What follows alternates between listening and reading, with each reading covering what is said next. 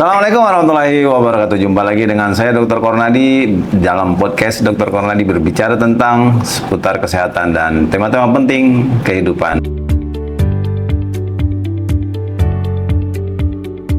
Dan alhamdulillah hari ini sudah hadir bersama saya seorang spesialis patologi klinik Dr. Edi Aryo Pamungkas, bekerja di RSUD Ciawi sebagai kepala unit atau instalasi transfusi darah. Assalamualaikum, Dok.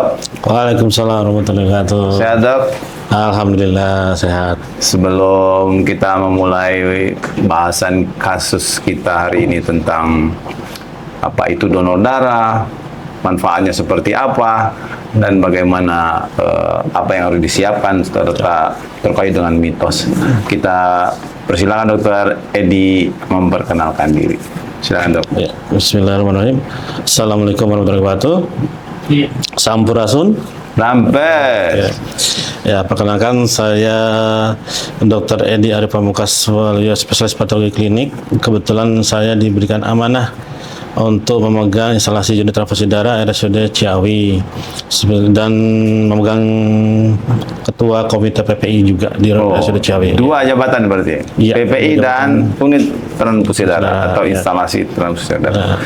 Baik, Dr. Edi, kalau teman-teman semua pernahkah sering kita melihat seseorang yang terbaring di rumah sakit menunggu setetes darah dari orang yang dia kenal maupun yang tidak dia kenal.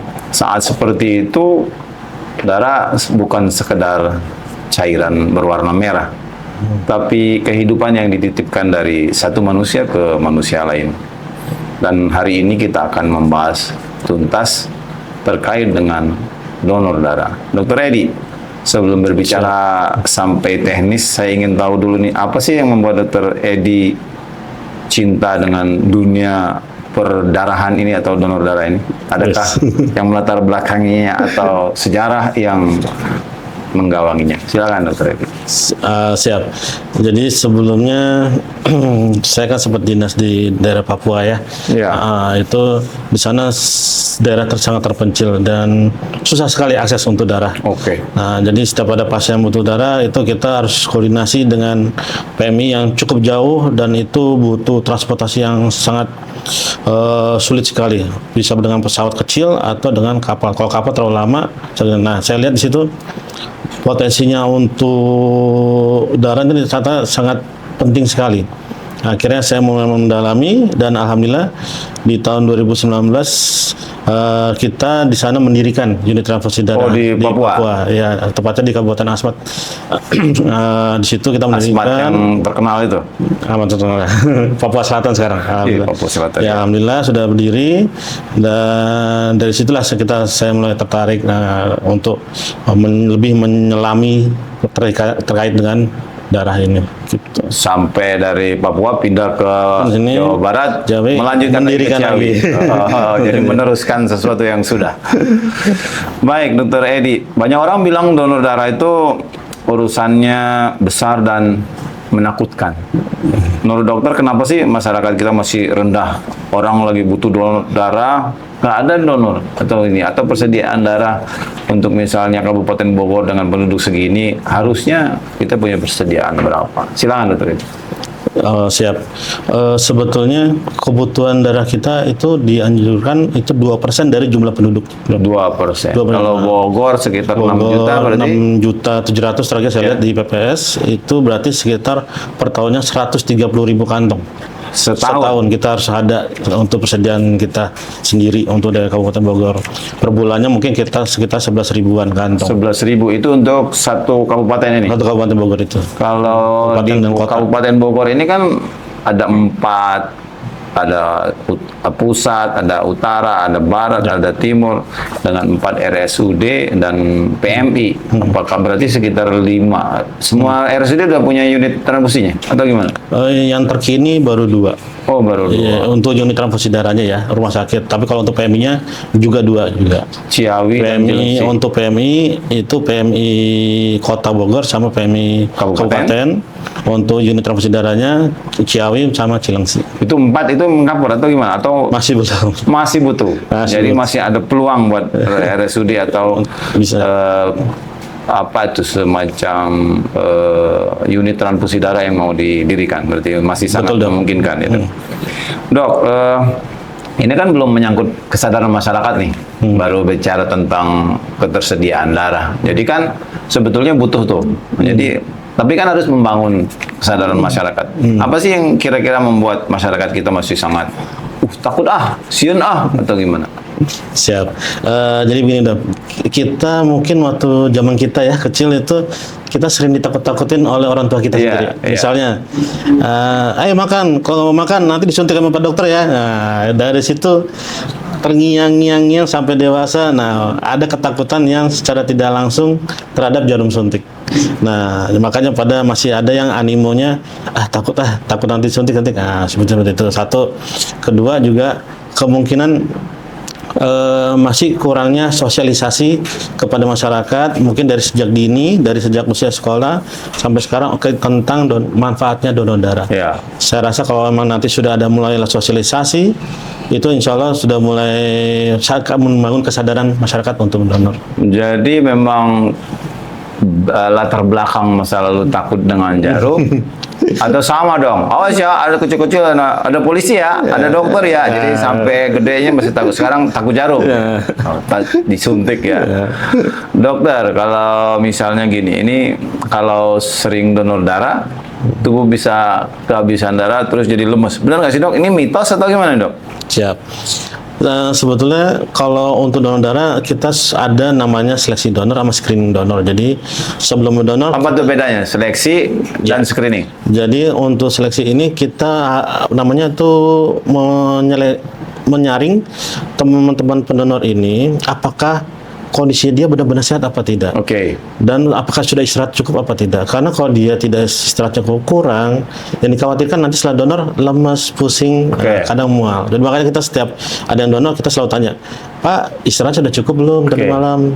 Tidur jam berapa, bangun jam berapa? Nah, kalau minimal kita usahakan minimal 6 jam tidur, seperti itu. Dan untuk mencegah terjadinya pusing atau lemas setelah donor, seperti itu. Oh, jadi itu terkait dengan kondisi sebelum dia donor. Ya. Jadi sebaiknya istirahat 6 jam minimal. Ya, sehari sebelumnya. Ya, karena kalau dia setelah donor jadi pusing, dia saya donor kok pusing, darah saya habis kali. Jadi kemungkinan dia takut juga untuk berikutnya. Jadi itu masuk seleksi atau screening ini?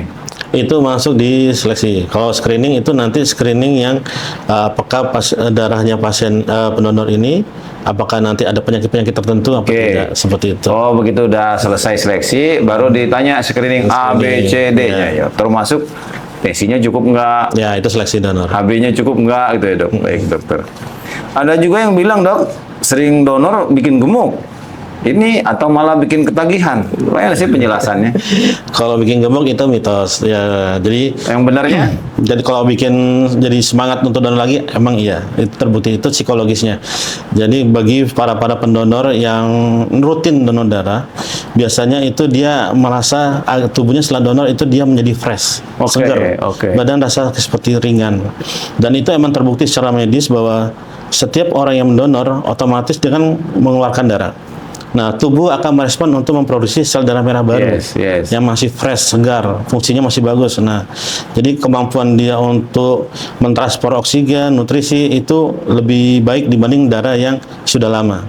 Nah, akhirnya itu menimbulkan efek segernya itu, freshnya.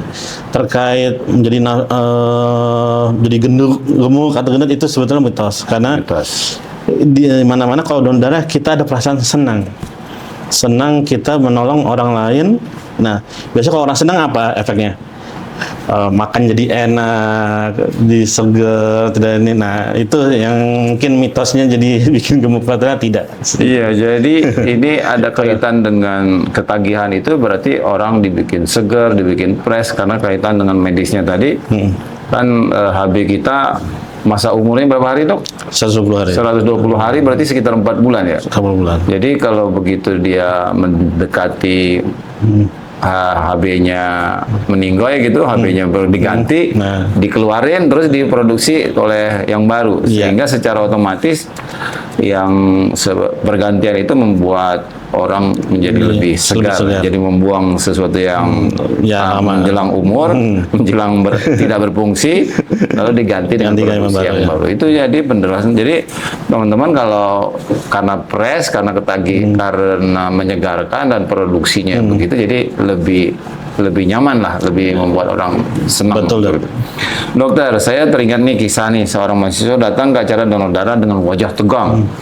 Setelah selesai ya senyum dan lega berkata, ternyata cuma 10 menit, tapi rasanya seperti 10 tahun hidup yang saya perpanjang untuk orang lain. Itu mungkin kisah menariknya. Jadi 10 menit, tapi bisa memberi manfaat buat orang. Jadi itu yang membuat mungkin satu sisi rasa berbagi ya dok ya. Ya, betul, Dok. Jadi selain press, rasa berbagi terhadap menyelamatkan orang lain itu juga menjadi efek psikologis yang bagus, luar positif. biasa.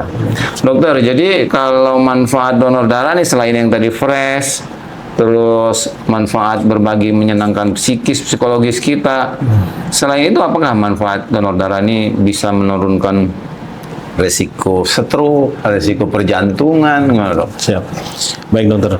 Jadi manfaat donor darah memang ada untuk pasiennya ada, untuk pendonornya ada. Nah, kita bahas untuk pendonornya. Jadi untuk pendonornya ini memang tadi ada studi penelitian bahwa donor darah mengurangi faktor resiko jantung, stroke, dan ada lagi satu lagi dok, resiko kanker. Resiko kanker. Betul. Jadi menurut penelitiannya adalah darah ini memiliki viskositas atau kekentalan darah.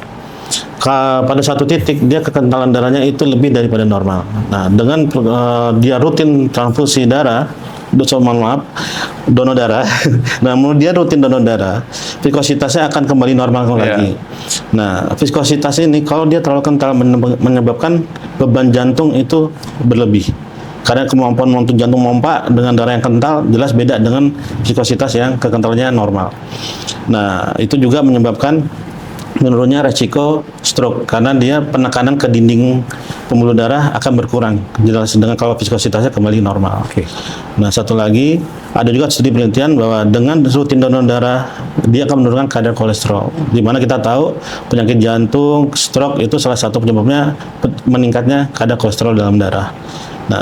Nah untuk kanker itu dia penyebabnya itu biasa karena radikal bebas. Nah, radikal bebas ini biasanya kalau pada pada tubuh kelebihan sel zat besi itu menyebabkan stres oksidatif dan inflamasi. Nah, dengan dia donor darah otomatis kadar besinya dia akan kembali normal.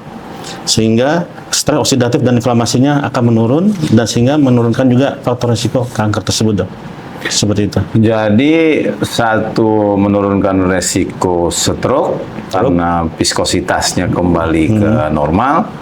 Terus yang kedua terhadap jantung dia dengan seringnya donor dan memberikan bantuan perdarahan buat orang lain juga membuat efek rasa bahagia. Selain itu, penelitiannya bahwa dengan sering donor darah menurunkan kadar kolesterol. Dan itu pasti berdampak terhadap stabilitas dari pembuluh darah dan pada akhirnya menurunkan resiko serangan jantung ya dok. Terakhir mungkin tadi dengan stres oksidatif yang menurun karena didonorkan, bukan karena didonorkan, karena diproduksi kembali dan lain sebagainya dan pada akhirnya darah menjadi lebih segar, otomatis itu menurunkan risiko perkankeran. Baik dokter, banyak orang tuh pengen donor tuh, selain tadi yang satu sulit pengen donornya dia kurang informasi, tapi di sisi lain kan ada yang pengen, saya pengen donor tapi bingung caranya gimana nih, apa saja sih syaratnya gitu. Silakan dok. Ya, untuk syarat donor pertama ya paling utama harus sehat. Sehat. Karena apa? Darah yang kita donorkan ini ke orang sakit. Sehat apa ya dok? Sehat fisik. Kalau sehat kan ada sehat fisik, Siap. sehat rohani, ada sehat Jelas sosial. dua-duanya, sehat Oke. fisik, sehat sosial, apa tuh psikisnya juga. Nah, dari sehat fisiknya ini kita tanyakan dulu, apakah ada minum obat 3 hari terakhir, kemudian Jadi kalau obat 3 hari ya. ya minimal 3 hari Berarti terakhir. otomatis pasien jantung nggak bisa. Nggak bisa, karena biasa rutin obatnya. Seperti itu. Kemudian kita cek juga tanda-tanda vitalnya kayak tensinya, kemudian suhunya, kemudian kadar HB-nya minimal 12,5 sampai 17 gram per desiliter. Untuk kita lihat juga berat badannya, kita pakai patokan yang lebih dari sama dengan 48 kilo. Kemudian usianya juga kita batasin dari 17 sampai 60, kecuali untuk yang biasa rutin donor bisa sampai 65 tahun. Kalau yang nggak rutin donor sampai 60 saja. Nah, kemudian dari situ kita lihat fisiknya bagus, memenuhi persyaratan HB-nya bagus, istirahat cukup. Nah, itu nanti dia boleh lanjut ke proses aftaper atau pengambilan darah. Ya. Begitu dong. Jadi sehat fisik dan sehat rohani ya. Amin. Oh, jadi saya ingat 12,5 syarat HB. Ya, sampai 17. Tekanan darah, Tekanan darah kalau untuk sistolnya itu 100 sampai 160. oke. Kalau diastolnya itu 70 sampai 100 masih boleh. Jadi di bawah 160 ya masih dibolehin. Kalau di atas itu ditunda. Iya. Dan yang ketiga, tidak minum obat-obatan dalam 3 hari 3 hari. terakhir. Otomatis kalau yang sakit flu, batuk pilek lagi minum obat, nggak bisa donor dok. Belum boleh dulu. Karena boleh. kedusakan harus sehat dulu. Harus bebas obat ya 3 hari. Jadi kalau flu ringan, terus kurang tidur, apa tuh, itu berarti dianjurkan untuk menunda. Sebaiknya iya, karena yang kita khawatir kalau untuk yang pendonor yang kurang istirahat, takutnya nanti pas dipaksakan ambil darah, nanti dia akan lemes atau Oke. pusing. Itu yang kita khawatirkan setelah donor. Kemudian kalau untuk yang flu, pilek, itu kan kita tahu ya flu pilek lebih disebabkan penyebabnya biasa virus atau common flu. Nah itu lebih baiknya kita tunda karena memang syarat utamanya diusahakan sehat. Sehat ya, jadi tunda kalau lagi batuk, pilek, apalagi minum obat, dokter. Jadi tadi di sisi lain ada orang yang habis donor, walaupun tidak selalu ya, ada yang sering, ada yang mengeluh pusing misalnya gitu, atau ada kan, walaupun dia udah cukup istirahat, udah bebas lah, udah syarat-syaratnya terpenuhi, setelah donor dia pusing atau detak jantungnya berdebar cepat. Itu apa yang harus dilakukan dan supaya cepat kembali pulih seperti apa yang harus dikerjakan oleh pasien? Baik dok. Jadi kalau untuk sebetulnya ini kembali ke individu ya, karena ini kejadiannya itu seberapa persen daripada yang Benar. lolos-lolos saja, yang baik-baik saja ya. Jadi ini memang kembali ke individunya masing-masing. Kadang-kadang ada yang psikisnya mungkin masih ada takut-takut untuk jarum, begitu ditusuk takut darah. Nah, itu kadang-kadang bisa juga karena takut darah, ngelihat darah pusing jadinya.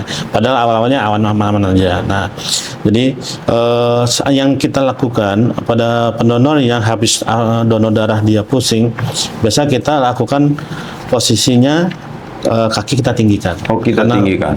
Kaki kita tinggikan lebih tinggi daripada dada, tujuannya untuk mengembalikan aliran darah kembali agar cepat ke sirkulasi jantung. Itu satu.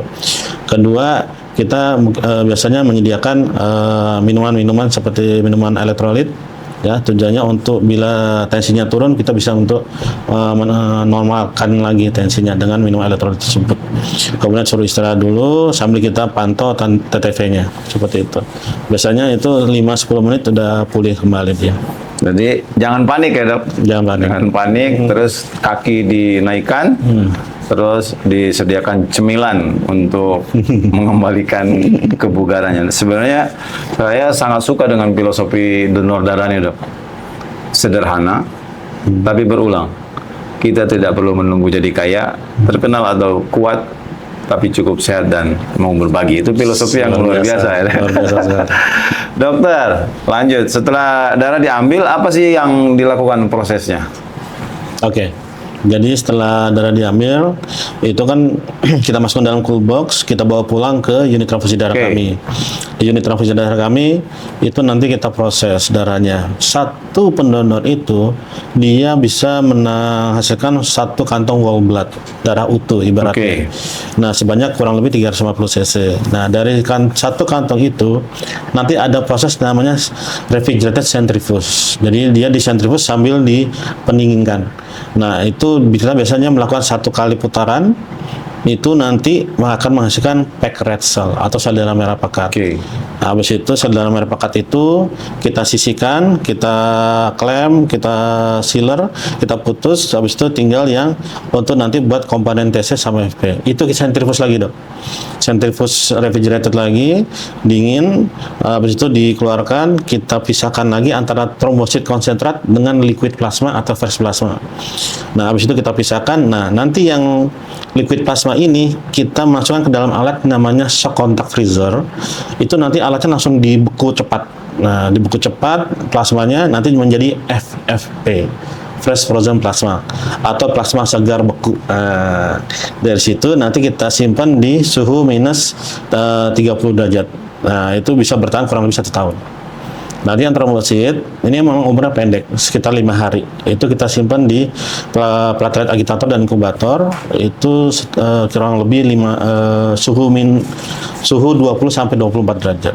Kalau PRC nanti kita simpan di suhu 2 sampai 6 derajat sampai ada kebutuhan darah dari ruangan atau apa. Seperti itu. Jadi panjang ya, Dok, prosesnya. Jadi ini sama saja seperti satu orang itu bisa menolong lebih dari 1 orang prinsipnya. Betul. Gitu ya. Jadi 1 Bisa orang 3. kalau prosesnya itu bisa 3 ya? Bisa 3. Jadi whole blood-nya sendiri diproses jadi PRC, dipisahkan menjadi TC, FFP. TC jadi FFP. Jadi 1 orang pendonor bisa membantu dari PRC-nya sendiri, TC dan FFP. Luar biasa ya. Jadi ini yang jarang sekali dibahas orang. Jadi biasanya 1 pendonor ya taunya buat 1 donor aja. Jadi baru 1 pendonor itu buat PRC-nya, buat TC-nya, dan juga buat FFP-nya. Baik, Dok. Jadi clear ya, 1 orang itu pendonor bisa membantu 3 orang. 1 berbanding 3 ya, luar biasa. Betul, luar biasa. Dokter Edi, jadi kalau TC tadi masa umurnya berapa? 5 hari. 5 hari. Kalau FFP bisa setahun? Bisa setahun. Bahkan kalau disimpan di suhu sampai minus 70 derajat, bisa tahan sekitar 7 tahunan. Kalau PRC? Kalau PRC hanya 35 hari. PRC 35 hari, TC 5 hari, FFP bisa 1 tahun. Ya itu buat yang baru memahami, jadi 1 orang bisa membantu 3 orang dengan masa-masa umur yang berbeda sesuai dengan masa penyimpanan ya. Betul.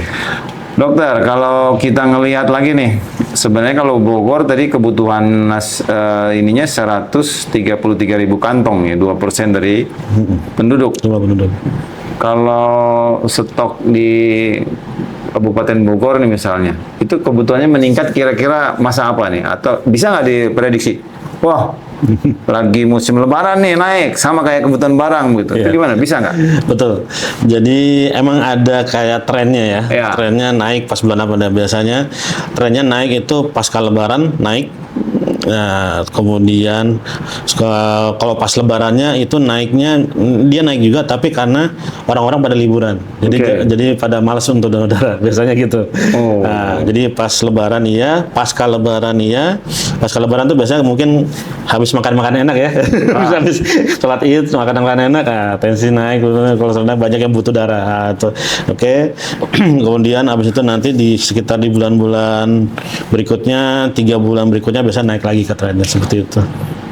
Jadi itu bisa diprediksi seperti siklus ya. Jadi kalau orang lagi banyak makan, lagi ini kondisi penyakit meningkat, tapi tidak terkait misalnya dengan transfusi dengan infeksi. Misalnya DBD naik, musim DBD naik, musim transfusi juga meningkat biasanya. Musim hujan juga ya. Betul. Jadi terkait juga dengan musim juga infeksi dan kebiasaan orang pasca lebaran dan lain sebagainya ya, Dok. Dokter, dalam situasi darurat seberapa lama sih misalnya kita perluan terhadap donor darah? Misalnya HB-nya ada nggak batasan HB-nya 10 dari 15 masih santai kan. Ini HB-nya tiba-tiba datang 3. Nah, berapa lama tuh kita perlu? Oh, boleh lah, masih sejam lagi, mau 2 jam lagi, itu bisa nggak diceritakan, Dok? Siap. Jadi kita ini ada kayak kategorinya sebetulnya. Ada beberapa sumber menyatakan anemia ini dibagi menjadi anemia ringan, sedang, berat. Nah, anemia ringan itu bila HB-nya itu rendah sampai di bawah sampai mendekati 10. Nah, anemia sedang itu di bawah 10 sampai 7. Nah, di bawah 7 itu udah anemia berat. Nah, ada yang pakai kayak gitu, sumber, ada beberapa sumber seperti itu.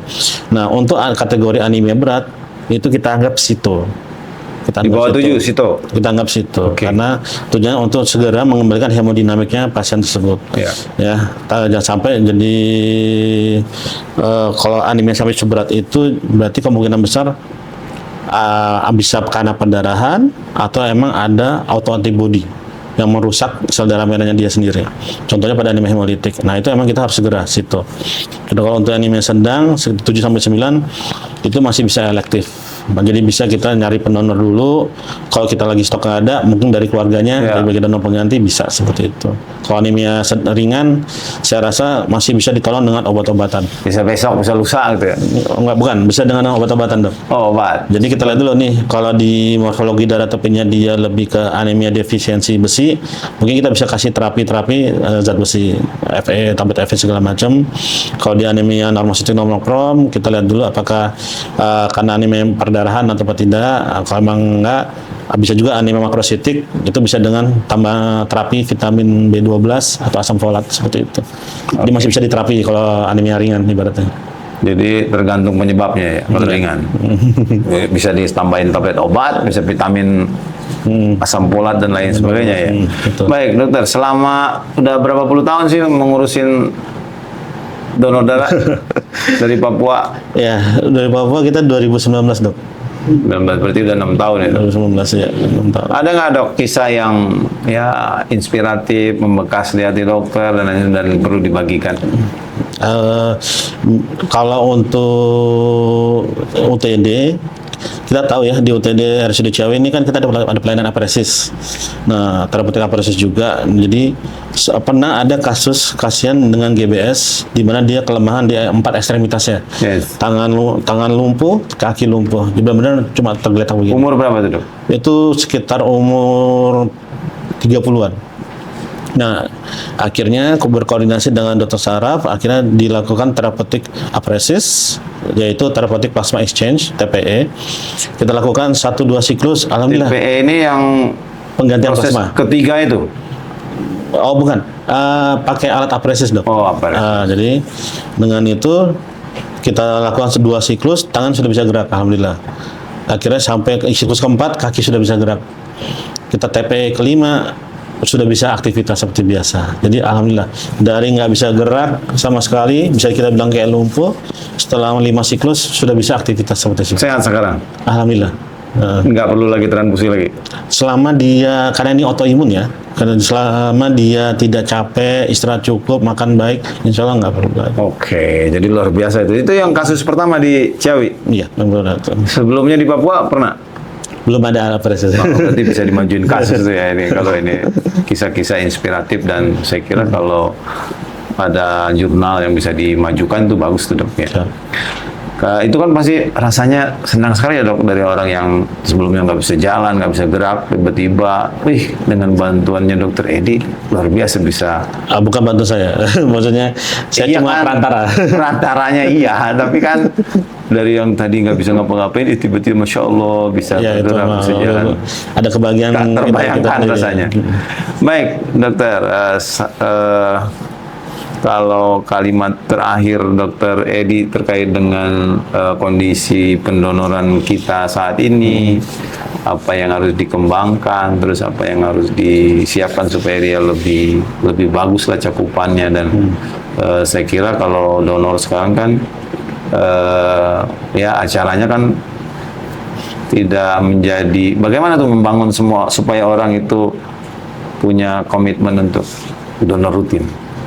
Baik, Dok. Jadi saya punya angan-angan ya. Jadi kita punya namanya jejaring. Jejaring ini kita berkoordinasi dengan para LSM, kemudian kita berkoordinasi juga dengan PMR sekitar, Palang Merah Remaja sekitar. Jadi kita mendidik dari dini bahwa ini loh manfaat donor darah. Jadi pada saat mereka udah dewasa, dia bisa menurunkan ilmunya ini ke anak-anaknya.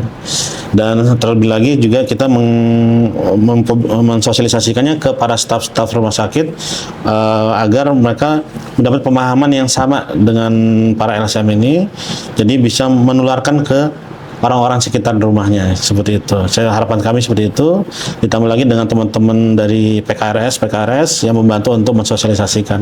Saya harap dengan adanya sosialisasi dan jejaring-jejaring ini tidak ada lagi rasa-rasa takut untuk donor darah ataupun ketakutan atau mitos-mitos yang tidak mau donor darah. Saya rasa itu. Dan target 2% itu tercapai. Amin. Tanpa perlu susah payah. Jadi orang mudah-mudahan lebih dari 2%. Iya. Itu minimal ya 2% itu. Baik, Dr. Edi, kita sampai di ujung dari podcast kita terkait dengan donor darah, mulai dari prosesnya, mulai dari dampak dan manfaatnya baik bagi pendonor maupun bagi yang didonorkan. Ya, terima kasih, dan saya sampaikan banyak-banyak lah, mudah-mudahan bermanfaat buat kita semua. Amin. Sebagai penutup, setetes darah mungkin tak berarti banyak bagi kita, tapi bisa jadi segalanya bagi orang lain. Donor darah bukan hanya tindakan medis, tapi ekspresi cinta, solidaritas, dan kemanusiaan. Cakep. Mari jadikan donor darah bagian dari gaya hidup sehat, karena dalam setiap tetesnya ada kehidupan yang diselamatkan.